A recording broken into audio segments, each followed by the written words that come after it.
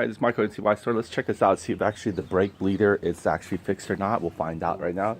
So we're going to go and unravel this, starting our day. If it is fixed, we're going to go ahead and start and move on forward. We're going to actually start testing our switches and everything. Hopefully get the remote alarm working. However, if we don't, we're going to go ahead and wire up our lights and everything. I believe we know the common hazard lights where we can wire from the controller if we're going to install that. We might not install a kill switch, which is kind of scary, but I think it's one less thing to worry about. It's such a hassle to put on the kill switch sometimes because you always have to remember to flip it on. I guess the kill switch is for maybe battery savings or not. Let's see. I think if you have the keys out, the key is completely out. So let's see here. Here, unravel everything here. See, there's the holes here for the ventilation. That little corner pocket you saw there was the Guardian. So let's go and remove this out here.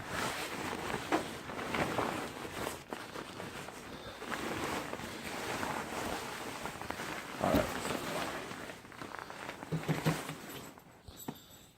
Alright, let's see what we got.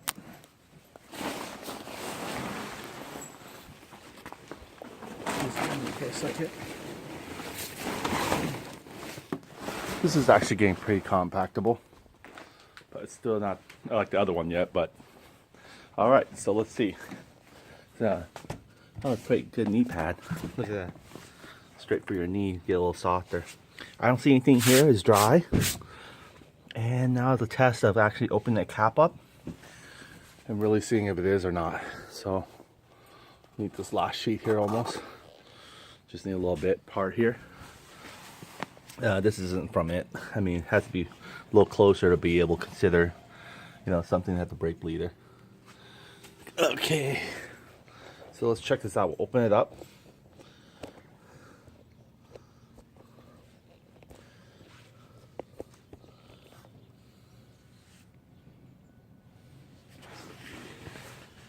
Alright, so here we go. Gonna remove this cap. Cap looks dry to me. I don't see any residue of oil. Not on my finger here. Okay, so what I'm going to do is I'm going to take a little piece of this, I'm going to twirl it, and we're going to feed it in there, okay?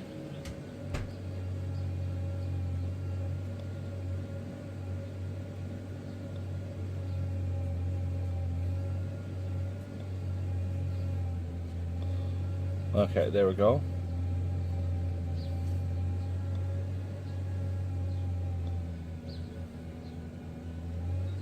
Okay, so here we go. We're gonna find out right now what we did yesterday was worth the pain. So here we go. Come on, buddy, go in. Go in deep as you can.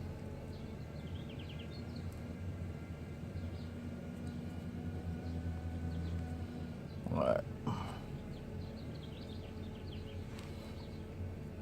Stuffed it in there pretty much. Alright, let's go and pull it out now. Yep, it's still kind of wet in there. You didn't get the whole thing wet, but it's still kind of wet in there though. So, not sure that's still indicating a leak or not, because it's really not leaking anywhere here. So let's go ahead and do this.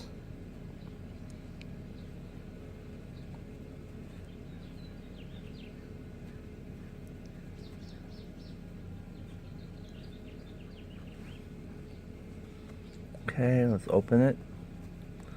I don't see nothing coming out. It's a good sign right there. Just make sure. Do it again.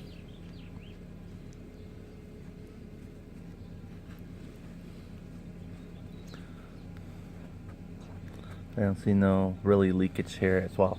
Okay, now let's go ahead and take this again. Let's see if I can snap the tip off. Okay, the new dry area here.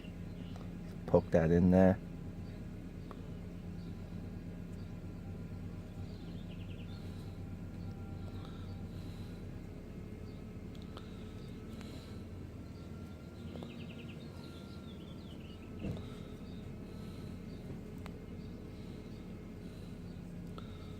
Okay, this is dry.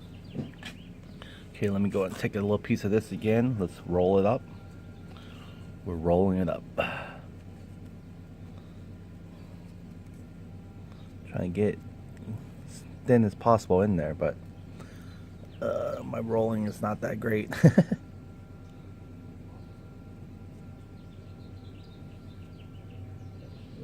we go. I think I got quite deep in there in this one. Just shove it in there. I'm not sure if I'm shoving it in there, it moves the ball a little bit, but the ball shouldn't be the one that's holding the brake fluid from staying in. It depends on again, is right here where it kind of compacts in there. So ready? Now this is really shoving it in there. See here. Alright, so let's go ahead and move out of there.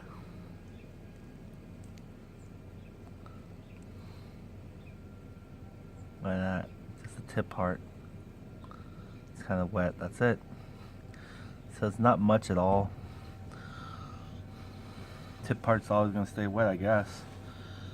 Until it probably dries up or something on its own.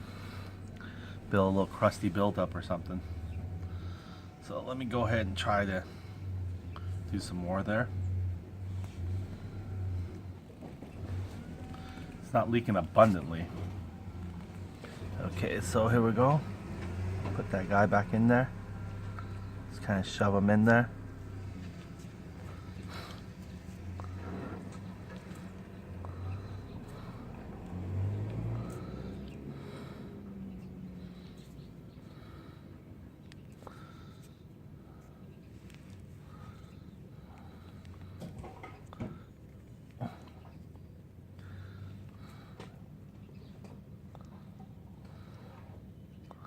Alright, see that I'm not getting much at all. So it's not dispersing quite a bit. Let me see if I can get back in there. Okay, last one here. Gonna roll it up, just like we did. I try to roll it the long way so it'll be thinner.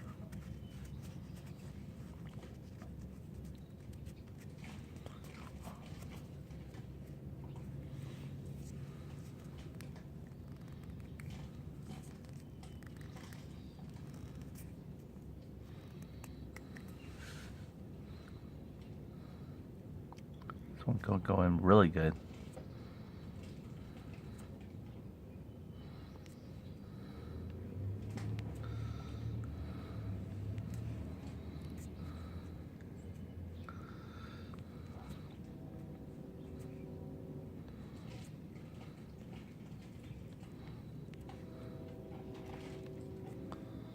I almost feel like leaving this guy in there.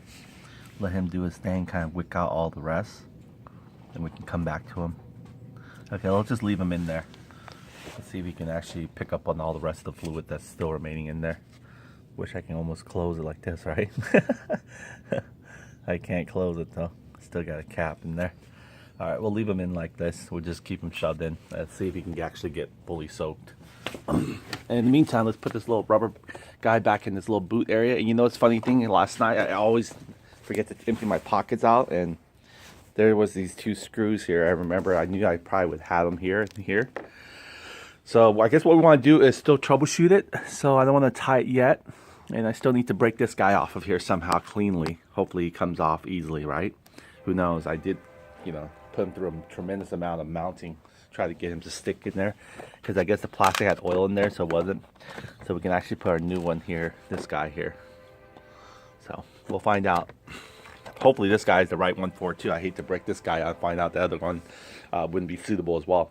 Hey, but you know what? Let's start it up. It's a cold morning, and we want to see if our RPM just worked right away.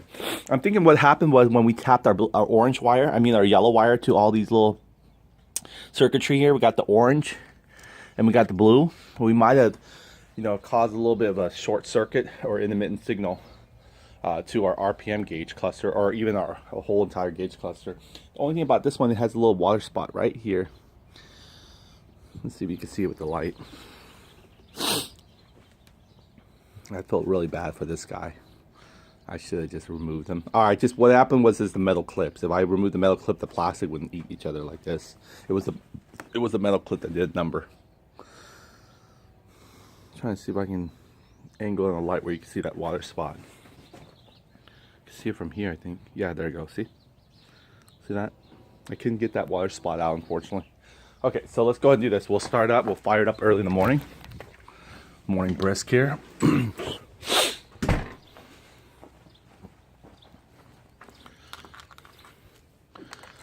Our remote alarm is still on.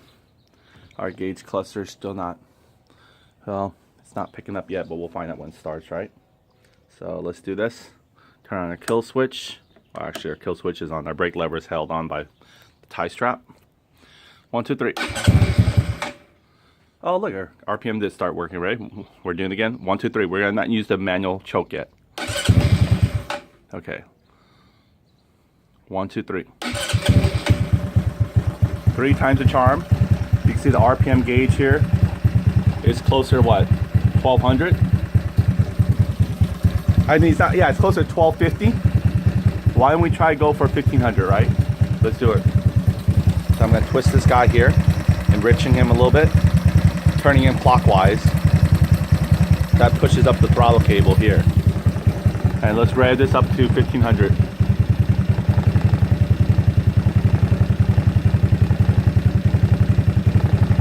You can hear it.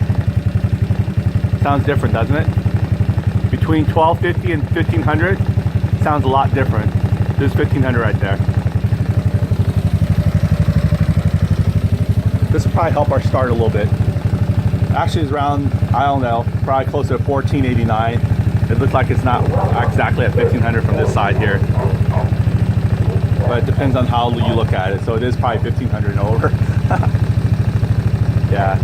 Depends on what angle you get the analog pin to look at, right? So yeah. Let me lower back. Get it to dial in at 1500 exactly.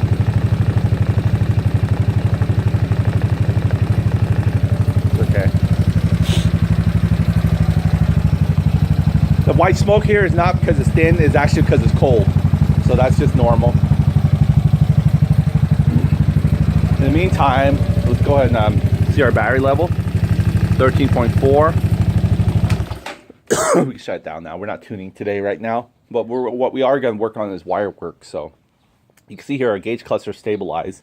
Now what we did was we used the blue wire. Before, our yellow wire used to be tapped to these guys right here, the signal light turns. We were able to find their other ones over here. You know, we could have tapped it right here. Here, see that orange wire here? We could tap our yellow alarm wire to blink the signal here.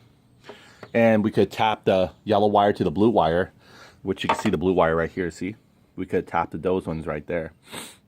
But we chose not to because we found that it was more of a shortcut to go to this harness. But then again, I'm not sure what it's doing. Maybe it's dragging the harness with it, and that's probably why we're having some intermittent issue. But in the meantime, we're also going to see if we can actually tap our new remote, which is right here. So let's check this out. And we're probably going to also install these little reflectors as well on our new alarm here. I mean, not new alarm, our license plate holder here. But it's going to be a little bit tricky because we might have to take this one guy. See there? It's red, so I'm not sure if that's a problem because we're using orange. But I figured, you know what, let's use it for a turn signal instead.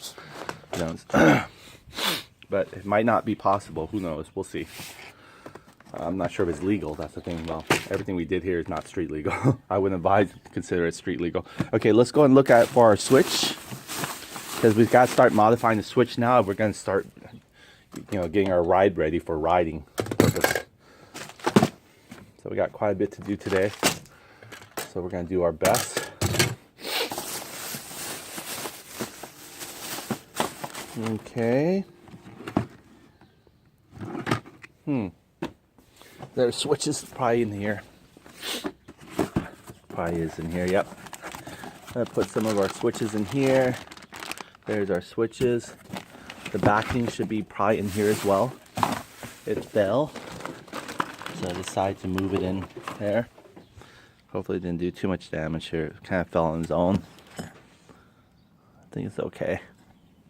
Little mark. But it's still pretty damn good condition. Alright, so let's go and do this. So we're going to try tapping our switches and see which one is appropriate. Got a lot of electrical wire work to do today, so we'll leave the brake alone for now.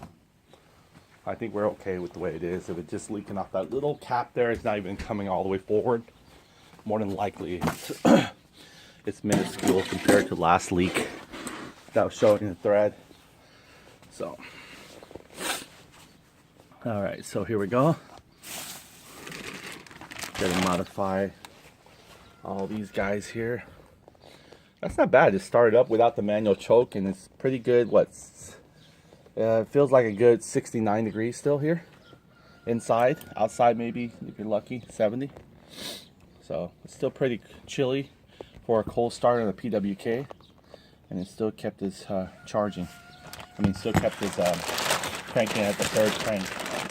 It's gonna be hard to crank with a PWK than a CVK, that's for sure. All right, so here we go. Now the wire shit that we have configured, we have to really look at this and study it. Okay, the orange and yellow wire, that's given, okay? And the green wire, that's given. So these two wires are eliminated. So we really want, oh, look at this one. Is there a yellow wire in the bottom of this? That might be, look, this might be the same yellow wire and blue wire that we had initially tapped into our alarm. You remember our alarm wire? So the yellow wire that we bring to it. So there's a brown wire too. So this shouldn't be too complicated. Let's see here. What does it want? Is it like 2 grounds and 2 of their initial wire? Not mistaken. So we're going to modify this so we can actually get our hazard signal on when we actually flip this on. Now this one, I don't know. It's probably, this is at like the dead end or something. So this is hazard signal, and this is like high beam or something. So we can manipulate this to trigger all our setup here. But you know, we have a high beam on the other side already, right? Let's remember this one has high beam right here. This is like, you know, high beam, but I don't know. Maybe this is to trigger something else like running light. I know this is a hazard light in the middle here, and I think we can tap that hazard light. So we can't tap it from the handlebar, so we'll have to drag the whole wires through. I mean, unless we manipulate this guy here and we get like one of them in there, we could probably do that, but that's only one, and the rest we have to still feed through. So we'll run the wires and we'll tap it accordingly. You can see our hazard lights are here. They have 3 colors in them, and I'm sure they're controlled. These 3 color wires are tapped back here in this harness right here. See, this one's right here. I think it's plugged in. Yep. See, it's plugged in right here. So if we can trace the master wire, and we might be able to pull it off. A little trickier now. I mean, I only know simple, you know, which wire goes to which wire. I don't know anything about the complex of all this kind of wire. It's a little intimidating. But I guess we'll see. We'll see. I mean, worst in the worst, we just blow a fuse, which I have plenty of these 15 amp fuses, I guess. Maybe 4, to be honest with you. So, well, let's find out. Why is there liquid here? Oh, that's not liquid. It's just super glue. Probably been molted on there for too long. It looks like a liquid coming through by rubbing my hand on it, and it's not rubbing off. That might be part of the super glue I did a while back for that guy. Like I said, I did try to super glue this guy here, but I'm not sure why it would be in there, but this one. Alright, so going back to our original switch as well, let's open him up. So, I'm not too worried about him. He's just a kill switch. Unless we want to keep it simple, let's not do the hazard this. Let's just modify for the kill switch. I mean, let's not do a high beam. High beam looks a little bit complex. Or, you know, turning on their high beam, because I don't think we need it, because again, we have this guy right here, this side already, so why have 2 places to turn on your same high beam, right? I mean, they're both handlebar controllers already. So let's do this. Let's see what else we can modify here. Okay, we're going to take this existing switch and we're going to modify it. If we can, we'll even give it a kill switch, if we can. I'm sure it will be a good safety feature. Okay, let's open this guy up. More than likely, we're going to transfer most of this pin back into this 4-pin somehow, maybe. And then, of course, the emergency signal has to be an independent wire directly to it. But we'll try to run it. I mean, It's coming from here, so we'll try to run it. Okay, in the meantime, let's go ahead and take these guys off, and we'll start the manipulation process, shall we? Okay, so what I'm going to do is going to take them off from here. I'm going to need my little pick tool.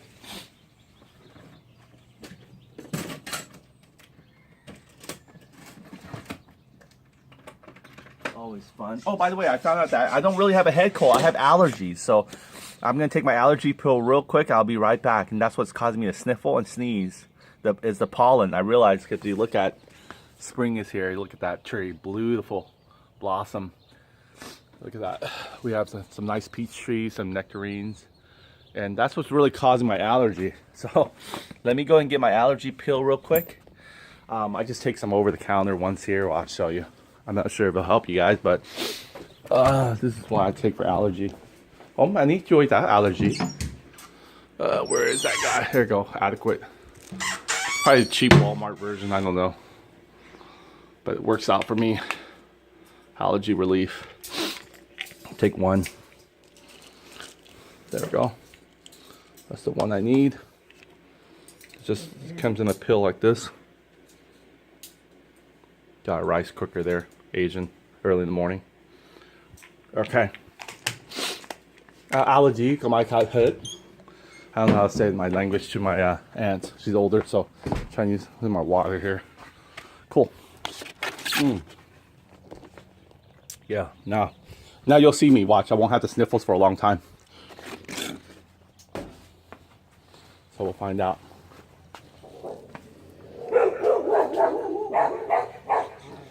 Alright, so here we go. We're going to get back to it. I'll close the gate up a little bit. The last blow, maybe, for today. And we just cut the grass, too, so it might be due to that. Who knows?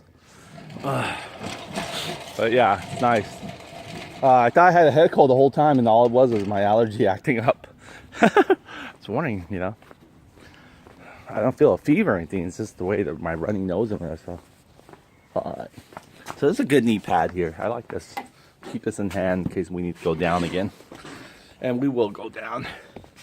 All right. So now I got my allergy pill taken. Let's focus on the task at hand here. How do we manipulate these switches to get the most out of it with our current setup?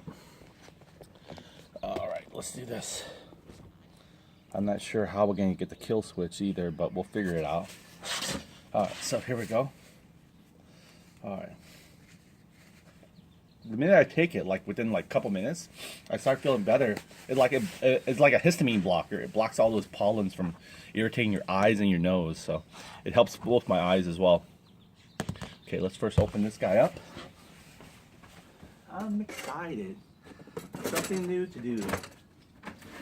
You know, I always look forward to doing something new to the scooter. I don't look forward to repairing old stuff, especially like the brake lines. That takes all out of you because you have to sight there and pump it all you want. And I'm thinking, you know, I have an air compressor now. I'm sure there's a way to actually use that air compressor to my advantage of doing the breaking the bleed of the brakes again. And I was going back on the video, I was just thinking, I know the valve, you know, has a valve check there, but it's useless if you don't have it tightened down when you need it tightened down. You know what I mean? It'll siphon the air out as well as a lot of fluid at the same time. That's not a good thing. You know, pump it all at once. So what you need to do is actually traditionally, I guess you will hold some pressure in there and then release it back. I don't know, maybe we should put our finger into the, what do you call it, that little brake bleeder bolt, you know? Put our finger into it, and then once we build enough pressure, release it out like that way. I don't know. That's just puzzles me. All I know is when we finally got close to the point of when we did traditionally, it worked better. Because that's the only time it would tighten for us, was when we actually built pressure, then crack it open to release. So we kind of ignored the valve check kind of deal. I don't know what the valve check is for if it's not gonna build pressure for us. It got out everything, fluid as well as air out. That was the problem. It cycled through the brake fluid too fast without building enough pressure to get most of the air pushed out in the forefront first before it pushed everything out. So I don't know what they say, one person check valve system. It didn't seem that way to me. It seemed like two hands on the deck still. Okay, so here we go. This is it. See how you have your skunk wire?